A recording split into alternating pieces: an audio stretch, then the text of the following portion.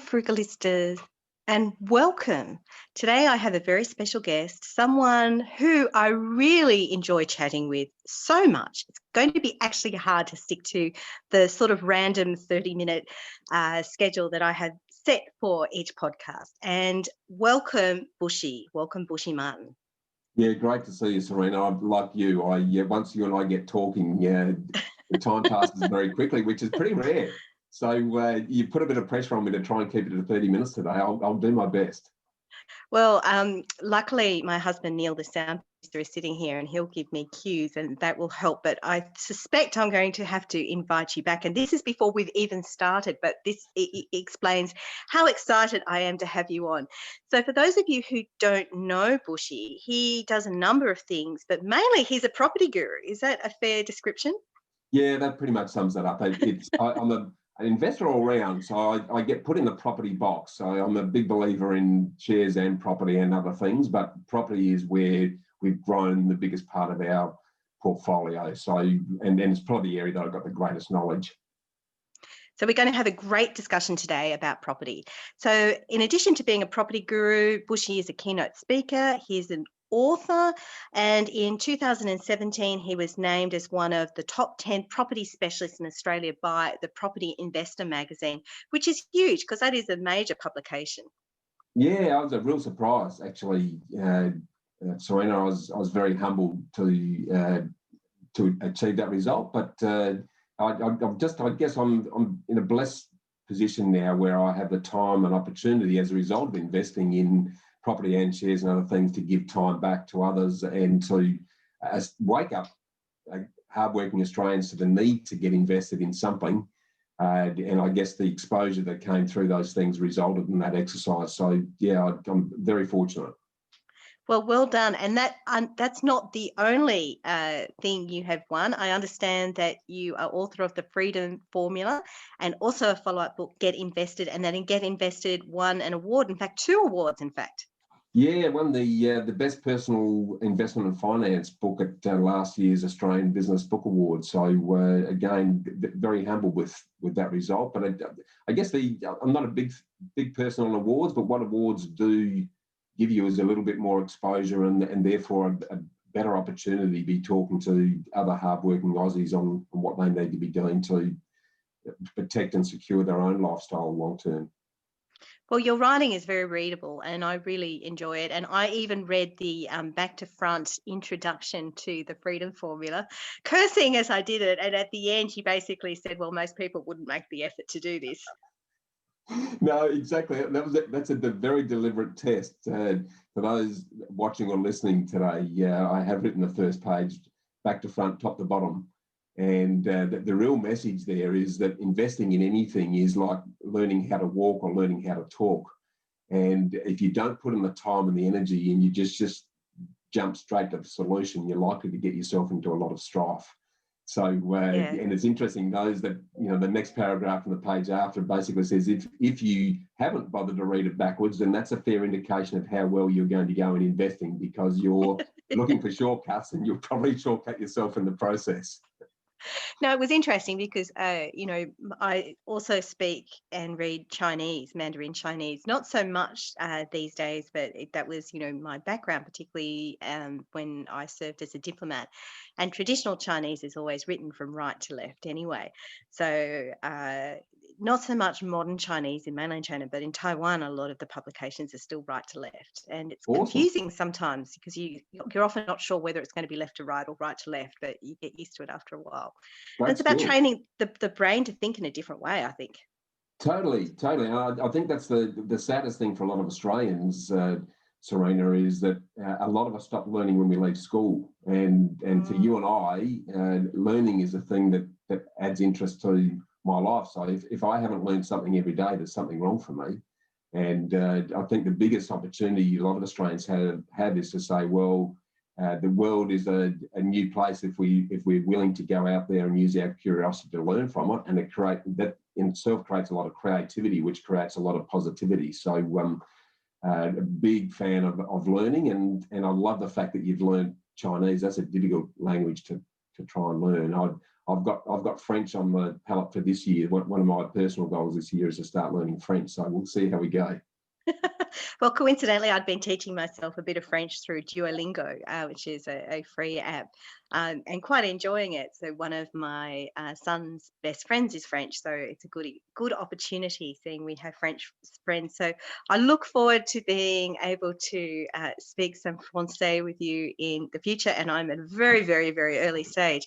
But on to other things that you are doing. In addition to all of this, I understand you have a very interesting new anchoring opportunity that's open for you. Yeah, and it's actually come out of the podcast, Serena. I've just been very fortunate to score the anchor role on the Real Estate Talk Show, which is Australia's most popular property show. It has a regular listening audience of about 120,000 people a week. The host of that's been doing it for over 12 years, and now he wants to sort of step back and do more production, and he's looking for someone to grab the chair. So just an awesome opportunity for me to, and an excuse to be rubbing shoulders with all of the gurus in the property space, because again, every person I talk to, I learn something from. Again, just another outlet really to wake up hardworking Australians to the opportunity that's staring at all of us. And for those who don't take that opportunity and think beyond super and paying off the home loan, then life's going to get pretty grim down the track. Yeah, thank you for raising that. And you've mentioned hardworking Australians a few times, and I think this is a really important point. This is a discussion actually I've been having with a few girlfriends actually over recent days. The fact that often we were educated to believe that you would invest in your career and somehow your career and your work is going to take care of you, that the solution to every problem is just waiting for that next promotion. Yeah, and hey, I've been there. Don't worry, I think most of us are brought up that way. And I spent the first nearly 20 years of my own working career doing exactly that. I was an architect. I was going flat out. It was all about the career. I only focused on income, and I hit the wall, lost everything. Working 7 days a week, 12 hours a day, didn't put any energy into anything else, lost my marriage, and ended up burnt out, broken and broke, basically in my early 30s. And I just think somehow we need to, it probably starts with the schools, we need to re-educate people not to focus just on career and income, but in parallel with that, we need to be investing in ourselves beyond that. So there's a big hole there, I think, in terms of our expectation of what career is going to do for us. And I often say that people have this expectation that their career is going to do everything for them. So they put everything into that. And then if that gets rocked for any reason, then it's a very, very thin layer. And I think that, what we've just been living through with COVID is a massive wake-up call for Australians who just focused on their jobs and just focused on their income. Because, I've always said the difference between most Australians, I believe, are rich. And what I mean by that is that a lot of Australians enjoy pretty good incomes. It might mean putting in big hours to get it, but pretty good incomes. But very, very few of us are wealthy. And wealthy, for me, the definition for wealthy is having time on your hands. So the really easy litmus test for that one is if you turned off your work income today, how long could you sustain your existing lifestyle for? And unfortunately, for most Aussies, it's days, weeks, maybe months. Very few I talk to are years. And we've had an opportunity now to recognise through the contagion that if we're not investing in other things that are going to protect and grow alternative forms of income, then we run the risk of being the victim of a similar circumstance when it occurs in the future. And I'm sure it will, unfortunately. Well, we're living in very unprecedented and disruptive times. They've been talking about the future of work and the need for, more digitized options. But I think COVID has accelerated that process of what was already happening. And there's probably even more disruption to come. I think disruption is part of our way of life now. And those who embrace disruption, I've always said, Serena, that change creates the greatest opportunity for those who are bright enough to recognise it.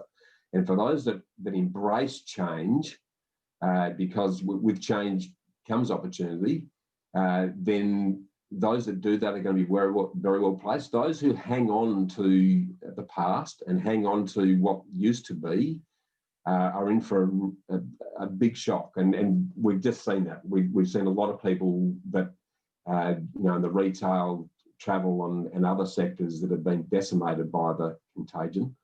Those things will continue to happen. So we need to be creative. We need to be able to adapt. I think one of the biggest core skills that we all need moving forward is to be able to adapt to the continuous change that life will be as we move forward. Well, this is a good segue into talking about property and change and how it's changed, because I guess traditionally our view of property has been, bricks and mortar, very conservative, very staid, not much you can do with it. But this year has been crazy in terms of what's happened with property. And we were talking before that this time last year, a lot of younger people that I knew were like, oh, I'll never afford to get into property, almost quite upset about property investors who were taking away the property from them. Quite a negative rhetoric around property, but 1 year on, everything has changed so much. Yeah, I think there's a number of reasons for that.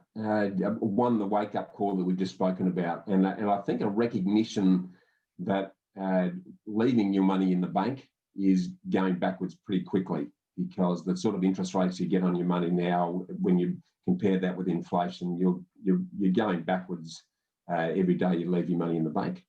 But that wake-up call of recognising that there is a need to invest in things outside of your career has forced people to start lifting their sights, and that's across the board. It's not just young people either, by the way. We're seeing across the board a movement towards investing in other things, which I think is very positive.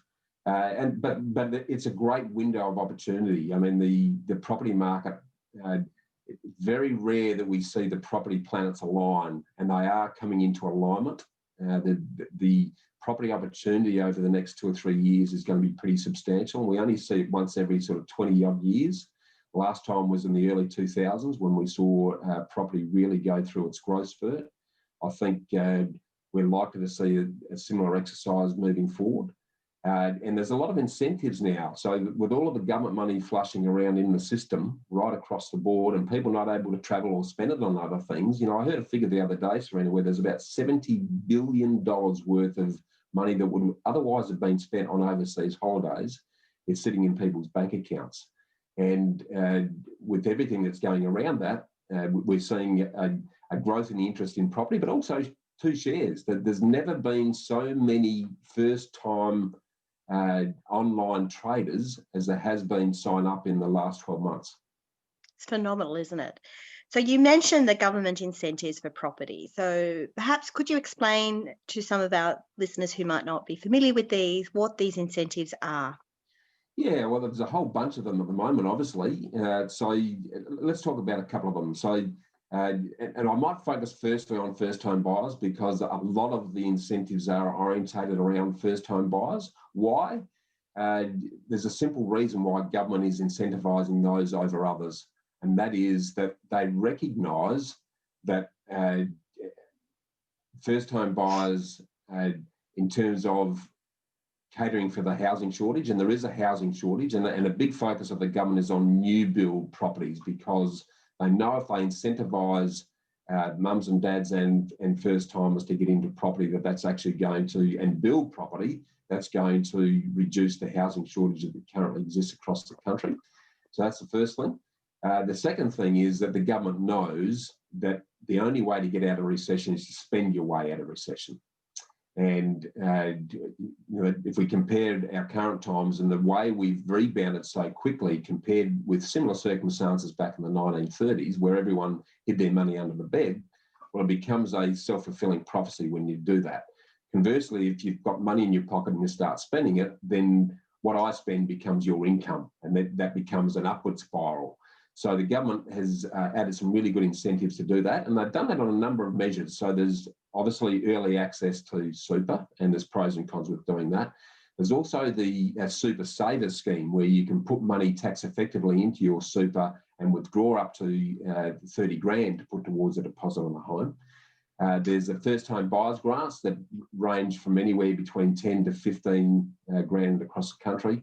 There's a home builders grant of 25 grand up until midnight tonight, and then it drops back to 15 grand the next 3 months.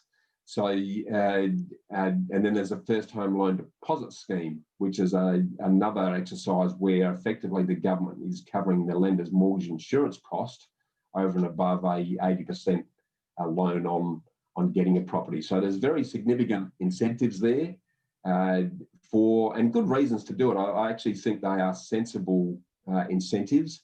It is bringing forward demand somewhat, but given the housing shortage that we have, and given the fact that the international borders are closed and will be for some time, I think a very smart step by the government to incentivise people to be securing property at various levels.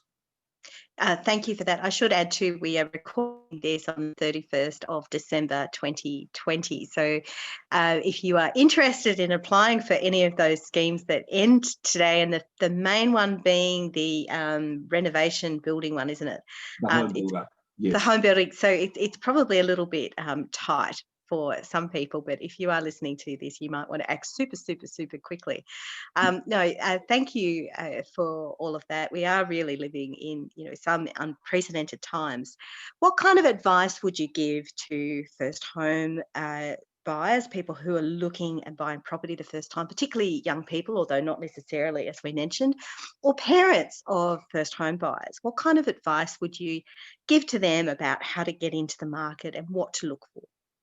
Yeah, okay. Well, let's break that down a little bit. Let's start with the buyers themselves. The first thing I would say, and I'd say this from personal experience, Serena, because it's a fair while ago now. It was in the late 90s. I ended up at ground zero, lost my marriage, absolutely start again at the age of 33.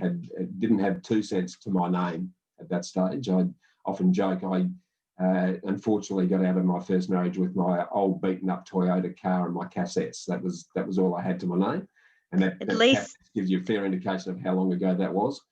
Yeah.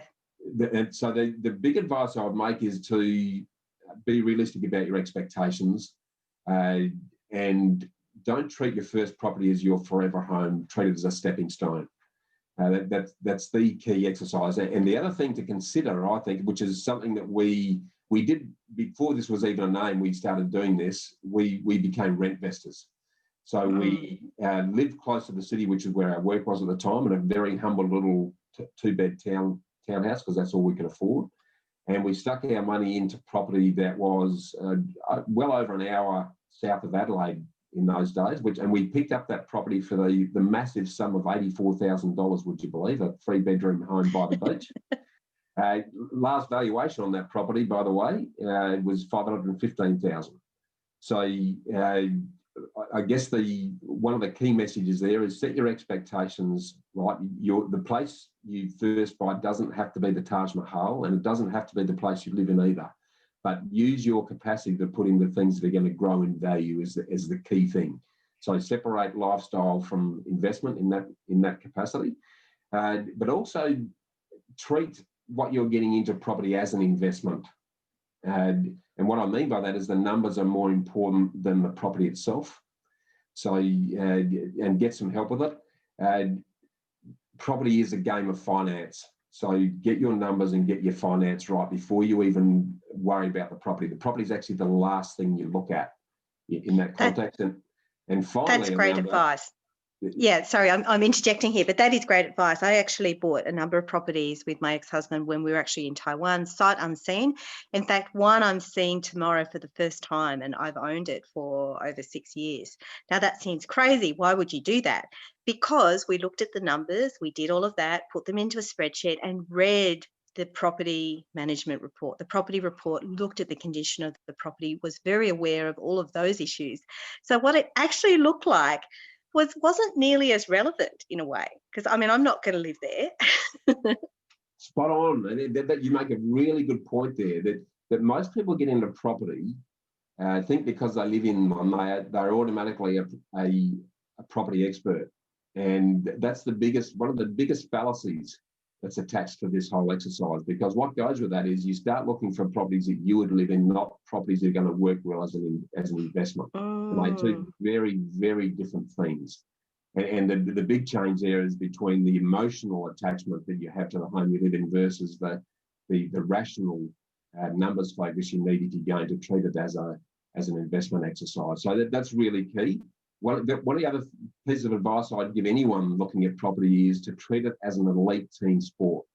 And what I mean by that is, again, learnt this through a lot of hard knocks, and I got a lot of blood noses on this because when I started, I didn't trust anyone. And so I made mistakes that without even knowing I was making mistakes early on. When I got a bit smarter, I surrounded myself with people a lot brighter than I was in each aspect of the whole arena. And then I just became the orchestra leader. So once I was clear on what symphony I wanted to sing, I just got the best instruments in each position, from accounting through to buyers agents, to project managers, to builders, to a mortgage broker is really important up front and early.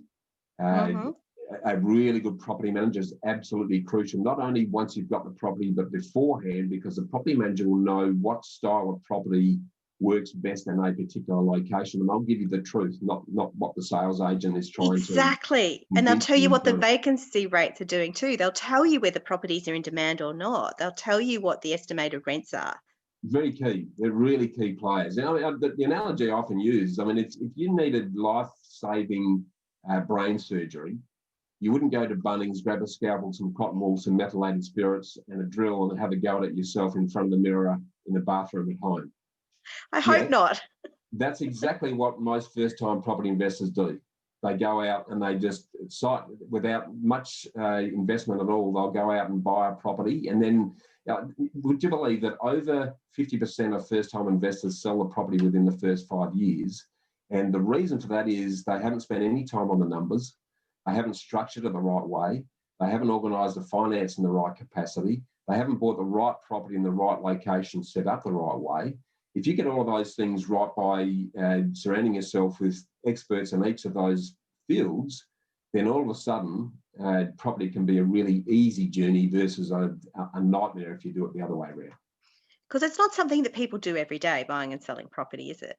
And I remember when I remember when I bought the apartment that I am recording this podcast in, which I'm trying to think now. I think it's about almost 4 years ago now. I remember buying it in December. Yeah, about December 4 years ago.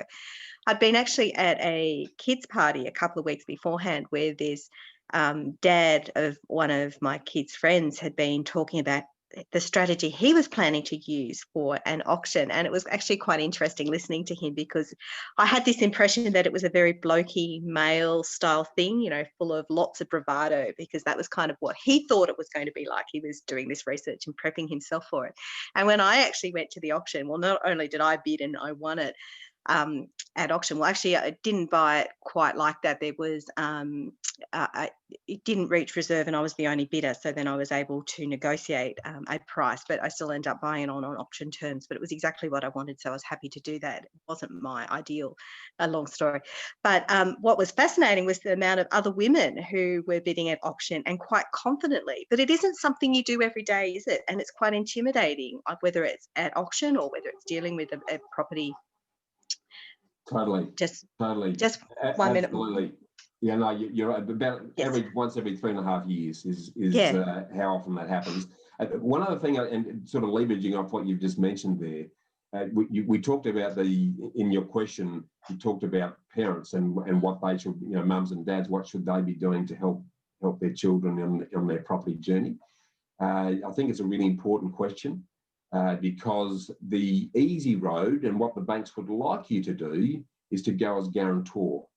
And guarantor sounds pretty ineffectual. It's like, yeah, okay, I'll just sign this piece of paper and I'm a guarantor. And parents want to help their kids, don't they? You want to do everything you can to set up your kids. A lot of merit in that. I 100%. I often say, why wait until you die before you help out your kids? Donate your driveway to them now to help them get into their own home, but do that very carefully. Don't do it as a guarantor. But because some of the risks associated with being a guarantor, and the banks don't talk enough about this, are that one, you are, as a guarantor, totally responsible for your kids' debt. So if they can't pay their mortgage and they can't cover it, you're responsible for it. which means, and they often will use that security against your own home. So you're actually putting your own home at risk by going as a guarantor. There's different types of guarantor, but that's certainly one of the risks. One of the other risks that a lot of parents don't think about, though, is that because you are virtually then accepting responsibility for your kids' debt, it also reduces how much additional borrowings you can secure if you want to do something different yourself. So if you want to get another property, whether it be an investment property, rental property, a holiday home, or in fact you want to change your own home to something else, that guarantor position can really tie you up in knots. So, so don't be guarantor. The simple way of helping out your kids is to take out a very small dedicated loan against existing property. So you're just responsible for that portion. That's against your property. It has nothing to do with your kids' portion. You donate that as it can be a repayable gift, if you like, to your kids. That forms a part of the deposit, and then they take out their own loan against the property based on what they are capable of doing. That keeps them both completely separate. You're still helping your kids out by doing that, but you're minimising your exposure and you're minimising your risk in a way that's helping everyone but protecting everyone at the same time. So effectively, you're taking out a smaller loan and giving them access to a smaller amount of money, which gives them the cash they need as they're buying the property, but you're not exposing yourself to the full risk should your son or daughter default. It's spot on, absolutely spot on. Yep. That's quite smart. I hadn't thought about that. Simple. It's a very simple thing. It achieves exactly the same thing, but from a risk protection perspective. And it also means, though, that, I was brought up by my parents that if you wanted it, my good father always used to say, son, you can have anything you want just as soon as you've saved up the money. I love that. And it was the best advice he's ever given me, because when all my mates at school were getting cars from their parents, and I was hounding Dad, and he said, you can have a car as soon as you've saved up the money to buy one, son, so go for broke. Really great lessons. So the part of helping your children, I believe, is tough love. And I do the same thing with my son now. I use exactly those same analogies with my son. So I sort of briefly touched on expectations earlier on. Unfortunately, we live in an instant iPhone everything world where the patience and persistence muscles have withered and died on the vine, unfortunately, Serena. And that concept of delayed gratification is something that people just don't have to be exposed themselves too much in any other aspect of their lives. But if you're going to be successful investing or property, then you do need to not sacrifice a lot, but you do need to put some money away and put into things that are going to benefit you long term, not focus on the here and now so much. Yeah, delayed gratification is a big one. And this day and age, things are so instant, aren't they? Whether it's going to shop and buy or even e-commerce, I can buy things on Amazon and have them within the next day or the day after. And so you get so accustomed to having it now. Yeah, I'm not sure how we break it either. It's the great conundrum for me. Serena, it's a question I continue to ask to try and get to the bottom of how can we motivate and inspire people to recognise the benefit of delayed gratification and recognising that sustainable success is a long-term journey. That's the one thing that I have learned over time is that, and I've done a lot of study and I've looked at what we've done and what others have done. Every person who's sustainably successful, and I mean sustainably, which is ongoing, that's at least a 15-year journey. And the good news about that is once you accept that sustainable success in anything is going to take 15 years and you embrace that time rather than try and fight that time, where everyone's in such a gut-busting hurry to do things yesterday, if you embrace it and slow down and you can actually enjoy that journey rather than feel like you're up against it all the time. So from a mindset and a headset perspective, embracing that long-term journey and then doing little things today that are going to give you a much bigger benefit later on is going to reap big rewards. But trying to get that through, and it's not just young ones that are in this position. I see this in clients at all ages just don't recognise the benefit of delayed gratification. It is huge, and as you know, there's been studies done on this, famously the Marshmallow study, and I can't remember who did it. I'm sure you're aware of this too, where Yeah, Harvard um, study many years ago. Yeah, dead right. yeah, where children were put in a room with two marshmallows or one marshmallow and told if you wait, you will get two marshmallows. And it was very interesting to observe. Some children would just gobble down that marshmallow straight away. Others would find techniques to distract themselves, knowing that if they waited, was it half an hour, an hour? It wasn't that long. Wasn't long. That they would have a second marshmallow. But so many of us, when it comes to investing, don't want to wait. I have one final question for you, Bushy, which is, do you have a frivolista tip? Do you have something that you do that might be a bit quirky or unusual to save money that is a bit frugal? Yeah, well, my wife and I are real advocates of the access versus ownership approach to life, I guess. And what I mean by that is, and the way we've interpreted that is to uh, access lifestyle, but only own assets. And I need to define what an asset is. An asset is something that grows in value. It gives you a regular and ongoing stream of income, and it's a saleable asset at the same time. So if you put your own home on that definition, it's not an asset. It's actually a liability, because your own home is taking money out of your pocket, not putting money into your pocket. So hence the reason why, for many years we now watch, rent vesting's become trendy, where you rent where you live and you invest in property assets that grow in value elsewhere.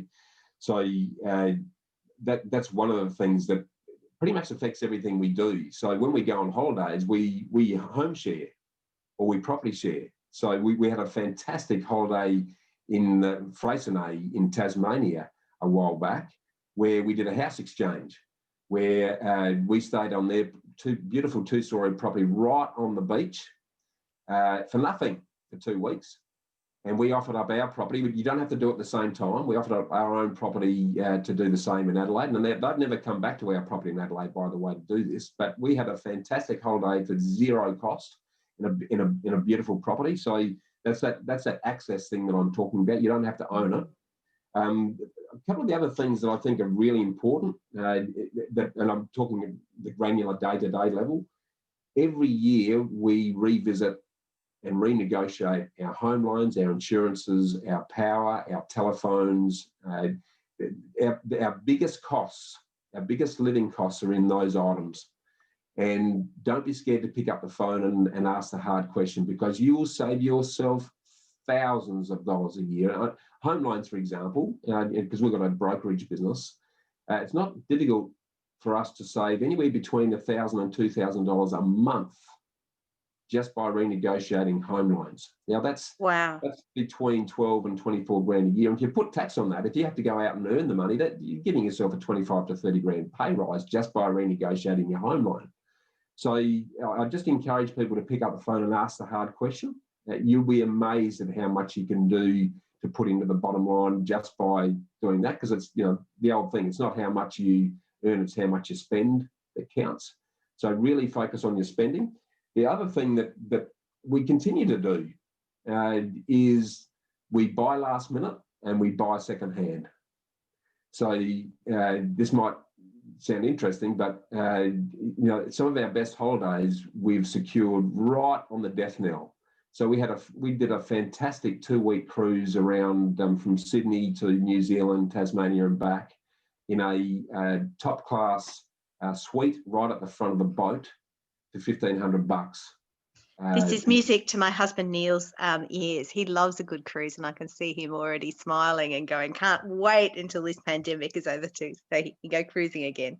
Well, yeah, I was a very reluctant cruiser, and my wife convinced me to do it. But what I hadn't recognised is that when it gets right to the death knell, before a cruise is about to sail, they need to fill the empty cabins. So, and there's some great websites around that will give you access to those right before the death knell. And the other thing is that quite often they re-release stuff at midnight. So we'd often book it at between midnight and 1 o'clock in the morning, because that's when the stuff came back onto the market, and you could snap it up right at the death knell to get things way cheaper than what you otherwise would. So last minute is really key, and that goes with food as well. So we buy daily almost now because we don't want to waste it. The amount of food wastage that we used to do by doing a once a week shop, and we'd throw a lot of it away because it would go off or we wouldn't use it or what have you. So we just buy what we need day to day now, and it's a saving tip, but it's also a wastage exercise. And our best clothes are second hand. My best jeans are jeans I still get at the salvos. That they are. And my wife Sonia has this fantastic jacket. It's a beautiful jacket. It's a timeless piece. It cost her $20. It's a full length leather jacket. It's beautiful looking, which she bought second hand at an op shop. And a number of comments every time she wears that jacket, someone says, "Oh, that is a beautiful jacket. Where did you get that?" And we're smiling on the inside when she paid $20 to get it. So I guess I'm a big advocate of buying secondhand in those simple things. So because it's the simple day-to-day things that create the bigger things. So if we're saving day today, then we're creating capacity to invest in other things down the track. Well, that's music to my ears because in 2021, I'm launching the Joyful Fashionista, so a website for selling very quality and beautiful secondhand clothes. So thank you so much. We'll be your first customers, Serena. So I've developed the prototype website and I'm developing it further. I'm just deciding on the final logo. I'll send you some copies so your wife can have a look. Please. So thank you so much for being my guest, and I look forward to having you on again. I hope that's not too presumptuous. And how can people find you? There's obviously your Get Invested podcast. Where else can people find you? Yeah, so the podcast is the easy one because then you'll get a sense of whether you like me or hate me, and because you'll get to hear my droning voice every week. But if you want to reach out directly, just email me at bushy@knowhowproperty.com.au. So it's knowhowproperty.com.au. If you want to find out a bit more about me, bushymartin.com.au. If you're interested in property in the investment side, then our website, knowhowproperty.com.au is a great place to start. But feel free to reach out. Just send me a personal email at bushy@knowhowproperty.com.au, and I'd love to have a chat. Lovely. Thank you so much for sharing your know-how today with the listeners for the Joyful Fashionista. And if you've enjoyed this and other podcasts, please make sure to subscribe and leave me a comment. I always love listening to comments. Thank you so much once again, Bushy. Love that, Serena. Thanks for the time. Thank you. Yeah, keep talking.